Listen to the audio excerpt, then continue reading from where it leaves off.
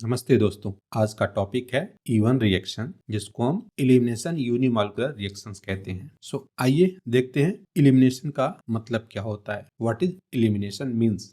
इसको एक simple example से समझते हैं। जैसे हमारे पास एक जार है और इसमें डिफरेंट कलर के बॉल्स रखी हुई हैं। अब सपोज कीजिए हम किसी तरह से ये रेड वाली बॉल को इससे बाहर निकाल देते हैं, तो ये प्रोसेस कहलाता है elimination. Elimination of what? Elimination of this red ball. इसी तरह अगर हम येलो बॉल को बाहर निकालते हैं तो ये एलिमिनेशन ऑफ येलो बॉल्स कहलाएगा। Basically this is the general process of elimination. ठीक इसी तरह मॉलिक्यूल्स में भी एलिमिनेशन होते हैं और उस एलिमिनेशन प्रोसेस में दो एटम अपने मॉलिक्यूल को छोड़ के जाते हैं। आइए इसको समझते हैं। तो यह एक मॉलिक्यूल है और ये दोनों जो एटम हैं ये एक्चुअली लिविंग ग्रुप हैं, बेटर लिविंग ग्रुप, जो इस एलिमिनेशन प्रोसेस में पार्टिसिपेट करेंगे। तो ये प्रोसेस कुछ ऐसा होता है कि ये दोनों एटम अपनी पोजीशन छोड़ देते हैं, इनसे बॉन्ड को ब्रेक करके बाहर चले जाते हैं और एक एल्कीन प्रोडक्ट बनाते हैं। एल्कीन क्यों बनाते हैं? क्योंकि यहाँ पे दोनों बॉन्ड ब्रेक हुए हैं, जिससे इसकी कार्बन की वैलेंसी को सेटिस्फाई करने के लिए एक एक्स्ट्रा डबल बॉन्ड यहाँ पे आया है। और इस प्रोसेस को हम कह सकते हैं एलिमिनेशन ऑफ ए बी। और ये एलिमिनेशन जो है वो दो टाइप का होता है, अल्फा एलिमिनेशन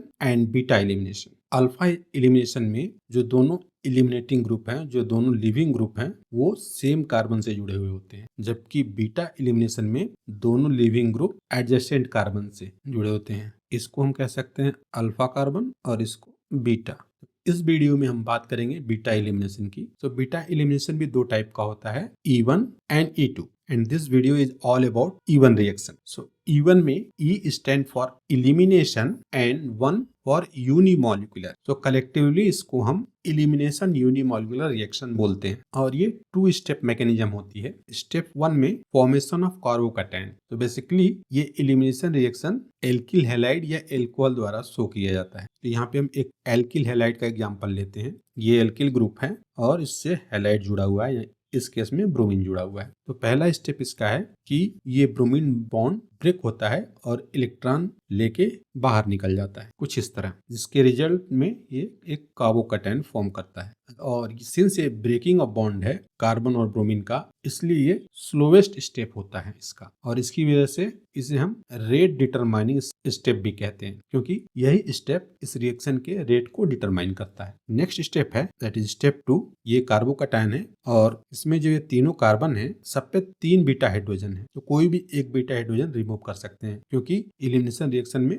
2 एटम रिमूव होता है। तो ब्रोमीन तो ऑलरेडी निकल चुका है, तो अब हमें एक बीटा हाइड्रोजन निकालना होगा। वो किसी भी कार्बन से हम ले सकते हैं, क्योंकि यहाँ पे सारे कार्बन सिमेट्रिकल है। तो बेस क्या करता है? बेस जो बीटा हाइड्रोजन है इसको अट्रैक्ट करता है कुछ इस तरह, और ये वाला बॉन्ड शिफ्ट होता है पॉजिटिव कार्बन की तरफ कुछ इस तरह, और फाइनली ये बनाता है एल्कीन, जो कि एक स्टेबल प्रोडक्ट है और एलिमिनेशन रिएक्शन का इंपॉर्टेंट प्रोडक्ट है, और बेस हाइड्रोजन के साथ जुड़ा रहता है। और जैसा मैंने पहले कहा था कि ये स्लोवेस्ट स्टेप है और ये relatively fast step. Slowest step ही रेट डिटरमाइनिंग स्टेप होता है, मींस ये रिएक्टेंट ही रेट को डिफाइन करेगा। तो इसका अगर हम रेट लॉ लिखें, रेट इक्वेशन लिखें, तो rate equal to rate constant into concentration of the reactant. Reactant यहाँ पे क्या है? अगर इस पूरे ग्रुप को हम R लिखें, RBr, इसीलिए इसको हम यूनिमॉलिक्यूलर कहते हैं, क्योंकि यही रिएक्टेंट मॉलिक्यूल ही इंपॉर्टेंट रोल प्ले करता है रेट डिटरमिनेशन में। बेस सेकेंड स्टेप में आता है, जो कि फास्ट स्टेप है। अब आइए देखते हैं factor affecting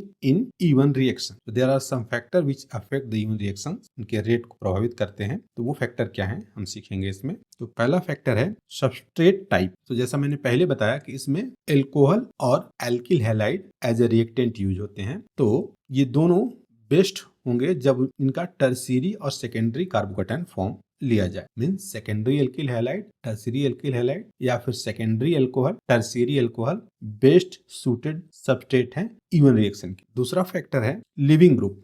a good leaving group like bromine minus, chlorine minus, iodine minus speed up the reaction because they are better leaving group, और ये एक इलेक्ट्रॉन लेके अपने ऑक्टेट को कंप्लीट कर लेते हैं।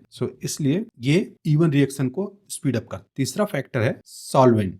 Polar protic solvent like H2O, alcohols stabilise the carbocation, और जितना स्टेबल कार्बोकैटायन बनेगा उतनी फास्ट इवन रिएक्शन आगे की तरफ बढ़ेगी। और चौथा एंड लास्ट फैक्टर है हीट। तो higher temperature favour elimination over substitution. तो बेसिकली जब एल्किल हैलाइड का हम रिएक्शन कराते हैं बेस से, तो इसमें दोनों रिएक्शन साइड बाई साइड चलती हैं, E1 और SN1 दोनों में कंपटीशन चलता है। बट अगर हम टेम्परेचर बढ़ा देते हैं तो E1 फास्ट चलती है, मतलब E1 डोमिनेट करती है SN1 पे। ये इंपॉर्टेंट पॉइंट है, एग्जाम में काफी बार पूछा गया है, तो इसको आप अपने माइंड में रखिएगा। चलिए अब देखते हैं कि इवन रिएक्शन के एप्लीकेशंस क्या क्या हैं। Applications of E one reaction. So इसका पहला एप्लीकेशन है अल्कोहल डिहाइड्रेशन में, जो कि इंडस्ट्रियल सिंथेसिस ऑफ एल्किन्स में यूज होता है। Second is in the petroleum industry where cracking of hydrocarbons में इसका यूज होता है। And next application is in biochemistry which involved in metabolic pathways. So finally हम इस वीडियो को कंक्लूड करेंगे। तो